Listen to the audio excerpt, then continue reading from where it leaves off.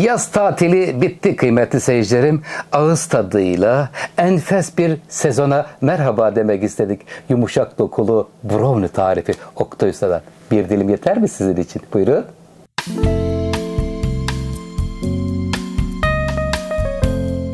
Yeni sezondan herkese merhaba kıymetli seyircilerim. Hoş geldiniz, sefalar getirdiniz. Şimdi sizler için bugün şöyle güzel bir ağızları tatlandıracak enfes brownie tarifi olacak. Brownie'de 125 gram tereyağımız var. Bir paket vanilya, 2 çorba kaşığı içerisinde kakao, 1 çay bardağı toz şeker, 1 su bardağı un, 3 tane yumurta, 200 gram fil dişi çikolata, 200 gram da sütlü çikolata. Bol çikolatalı, böyle damaklar şenlenecek inşallah. Öncelikle 125 gram tereyağını hemen tavada eriteceğiz. 125 gram tereyağı ile birlikte burada kıymetli sütlü çikolatayı da tereyağının üzerine sevgiyle alıyor ve kısık ateşte eritiyorum. Lütfen takipte kalın. Oktay Usta'nın brownie'si bakalım nasıl olacak.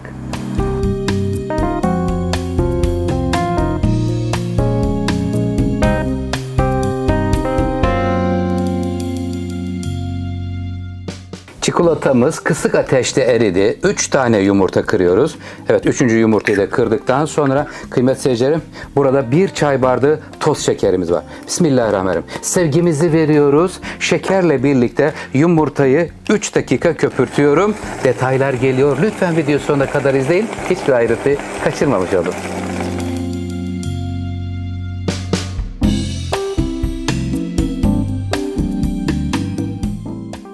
Yumurtamız gayet güzel kabardı, köpürdü kıymetli seyircilerim.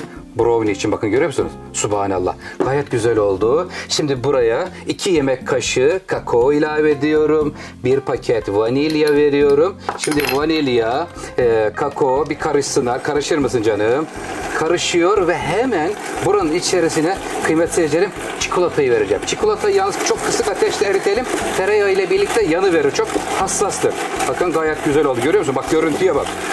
Oktay Usta'dan ilk sezon gününden enfes bir brownie tarifi. Mikserimizi durdurduk ve şimdi eritmiş olduğumuz tereyağı ile birlikte sütlü çikolatayı birleştirme vakti geldi. Bismillahirrahmanirrahim.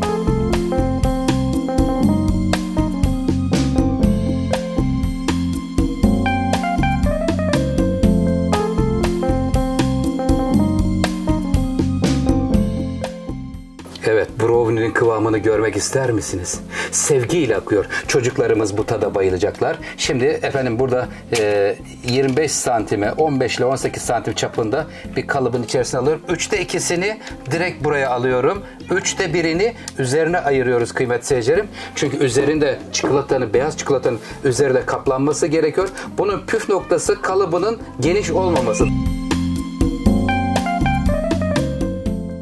Yağlı kağıdın üzerine brownie'mizin 3'te 2'sini koyduktan sonra bütün bir parça olarak fil dişi çikolatayı tam ortaya sevgiyle bırakıyoruz. Bakın şu şekilde bıraktıktan sonra bunun yanına kıymetli seyircilerim böğürtlen, frambuaz, çilek, yaban mersini, Allah ne verdiyse sevdiğiniz meyvelerden koyabilirsiniz. Yerken çok güzel bir yandan böyle fresh meyve tadı oluyor. Enfes oluyor. Şimdi böyle güzelce hemen yanlarına yerleştir aşçım ve üzerine ayırmış olduğum, bakın bu kadar yeterli. Görüyor musunuz? Gayet güzel oldu. Ve şimdi 3'te 1'lik kalan brownie harcını sevgiyle döküyorum. Oktay Ustam benim, ne güzel olmuş. Yavrularımızın ağzı tatlansın. Çay saatlerinizde, günlerinizde siz de hazırlayabilirsiniz.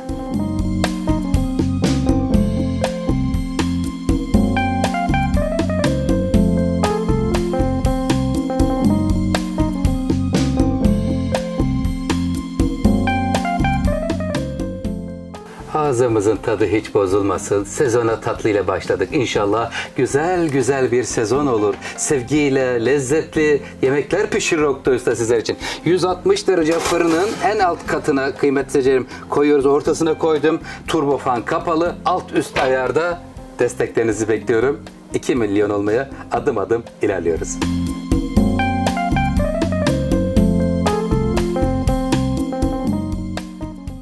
Brownie'miz için saatimize bakıyoruz. Tam 35 dakika 160 derece. Gelir misin canım? Sevgiyle geliyor brownie'miz fırından kıymetli seyircilerim. Evet, hemen alıyorum. yumuşacık dokusuyla enfes bir brownie tarifi. Evet, şöyle alayım. Şimdi burada kalıbında bir 5-10 dakika bekleyecek. Bekledikten sonra çayımız demlemek üzere. Yumuşak dokusu olsun mu? Beyaz çikolatası eriyor ve aksın mı? İşte tam o kıvamda olacak.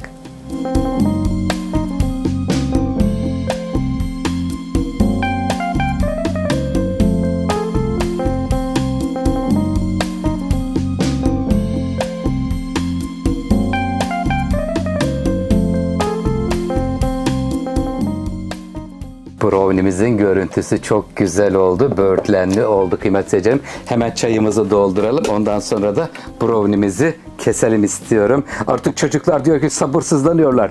Baba ne olursun brownie'yi kes. Siz de bu sözü duymak ister misiniz evinizde evlatlarınızdan? Anneciğim ya da babacığım brownie'yi keser misin artık? Daha fazla dayanamayacağız bu lezzet karşısına diyeceklerdir mutlaka. Hadi bakalım. Bismillahirrahmanirrahim. Tam ortadan ikiye kesiyorum. Yumuşacık dokusu. İçindeki beyaz çikolata erimiş bakın. Bıçağa yapışıyor böyle. Yumuşak seviyorsanız bu kıvamda 35 dakika. Daha kıvamlı sert seviyorsanız biraz daha 5 dakikadan fazla pişirebilirsiniz. Bir de böyle keseyim mi ister misiniz?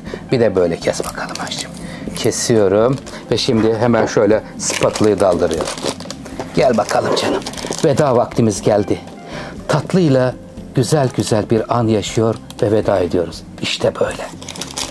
Yumuşacık, akışkan dokusuyla Oktay Usta'dan brownie tarifi. Efendim yeni sezonda yeni lezzetler gelmeye devam edecek. Lütfen kanallarımın büyümesi için bana destek olursanız çok mutlu olurum. Sizleri çok seviyorum. Yumuşacık bir brownie. Hoşça kalın efendim.